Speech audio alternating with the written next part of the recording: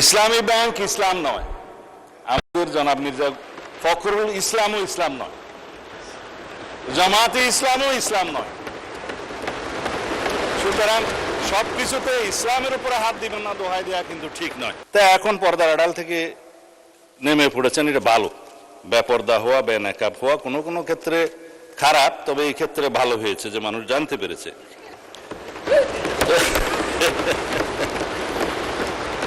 মাননীয় স্পিকার, আপনাকে ধন্যবাদ। আলহামদুলিল্লাহ, আসসালাতু ওয়াসসালামু আলা রাসূলিল্লাহ। আবারও আলহামদুলিল্লাহ, অন্তত পক্ষে মাননীয় বিরোধী দল জামাত ইসলাম ইসলামী ব্যাংকের মালিকানা দাবি করেন নাই।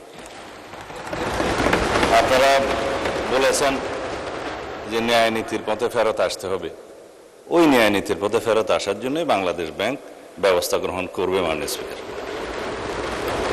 আমরা মানে বিরোধী দলীয় নেতার এবং জামাত ইসলামের দুঃখ বুঝবো না। মাননীয় স্পিকার, ওই আছে না, চিরসুখী জন ভ্রমে কি কখন বুঝিতে কি পারে, কি যাতনা বিষে বুঝিবে সে কিসে, কবু আসি বিষে ধ্বংসে নিজারে। এটা ঊনবিংশ শতাব্দীর একটা বাঙালি কবি কৃষ্ণচন্দ্র মজুমদারের কবিতা। তার আরো কয়েকটা লাইন আছে, যতদিন ভবে না হবে না হবে তোমার অবস্থা আমার সম, ঈষৎ হাসিবে শোনে না শুনিবে বুঝে না বুঝিবে যাতনা মম। আমাদের এখানে কবি বেশি আছে মানুষ। তো এখন বটম আপ করি। মাননীয় বিরোধী দলীয় উপনেতা বলেছেন যে শেয়ারগুলো ডাকাতি করে কিনে নেওয়া হয়েছে। ইবনে সিনার 2% শেয়ার ছিল। মাননীয় স্পিকার, ব্লক মার্কেটে 3 গুণ দামে তারা শেয়ার বিক্রি করেছে। এটা তো রেকর্ড। পাবলিকলি লিস্টেড কোম্পানির শেয়ার ব্লক মার্কেটে 3 গুণ দামে বিক্রি করা হয়েছে।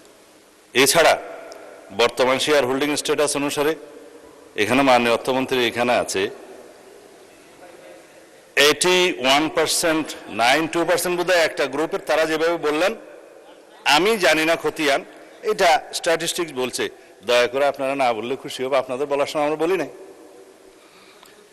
আর শেয়ার হোল্ডিং এর যারা মালিক তাদের কাছে মাননীয় বিরোধী দলের নেতা নোটিশেই বলেছেন দেশের অর্থনীতি, ব্যাংকিং খাতের স্থিতিশীলতা এবং কোটি কোটি গ্রাহকের স্বার্থ রক্ষার লক্ষ্যে ইসলামী ব্যাংক বাংলাদেশের শেয়ার সমূহ বৈধ প্রকৃত মালিকদের নিকট প্রত্যার্পণের জন্য প্রয়োজনীয় ব্যবস্থা গ্রহণ করা হবে, হোক। সেই বৈধ এবং প্রকৃত শেয়ার হোল্ডারদের কাছে এই মালিকানা ফেরত দেওয়ার যথাযথ ব্যবস্থা গ্রহণ করা হবে। মাননীয় স্পিকার, এখন কারা কত পার্সেন্ট শেয়ারের মালিক সেদিনও বক্তৃতায় বলেছিলেন প্রকাশ করা হোক। মাননীয় অর্থমন্ত্রীকে অনুরোধ করেছি, বাংলাদেশ ব্যাংকের গভর্নরের কাছে অনুরোধ করে জাতির সামনে প্রকাশ করা হোক। শেয়ার হোল্ডাররা তারা কিভাবে খরিদ করেছে, দ্যাট ইজ ডিফারেন্ট ডিবেট। সেটা দুদকের তদন্ত হতে পারে, মামলা হতে পারে, but share holder is share holder. Publicly listed কোম্পানির মধ্যে সেটা আলাদা ডিবেট এবং আলাদা তদন্ত হতে পারে। এখন বলা হচ্ছে আপনারা ব্যাংকের মালিক না, জামাত ইসলাম ব্যাংকের মালিক না, আবার বলছে ইসলামের উপর হাত দিবেন না। কদিন আগে জামাত ইসলামের এক বন্ধু, আমি নাম নিলে আবার এখানে 74-এ দাঁড়াতে পারেন, সেই জন্য 2 জন এমপি ছিলেন, আরেকজন পরাজিত এমপি ছিলেন, আরেকজন নেতা ছিলেন, বক্তৃতা দিচ্ছে ইসলামের উপর হাত দিবেন না। মাননীয় স্পিকার, ইসলামী ব্যাংক ইসলাম নয়, আমাদের জনাব মির্জা ফখরুল ইসলামও ইসলাম নয়, জামাতে ইসলামও ইসলাম নয়। সুতরাং সবকিছুতে ইসলামের উপরে হাত দিবেন না দোহাই দেওয়া কিন্তু ঠিক নয়। মাননীয় স্পিকার, আমি এবার পয়েন্ট টু পয়েন্ট আসি। এখন একবার যে ব্যাংক আজান দিয়ে তকবীরে লিল্লাহ দিয়ে দখল করা হলো, সেই ব্যাংকের দখলটা বেদখল হয়ে যাবে, এই যাতনা তো আমরা বুঝি। মাননীয় স্পিকার, সুতরাং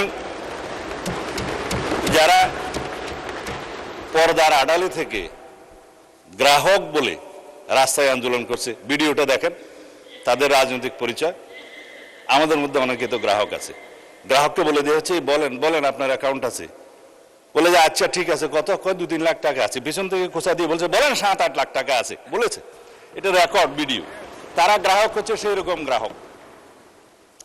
তা এখন পর্দার আড়াল থেকে নেমে পড়েছেন, এটা ভালো।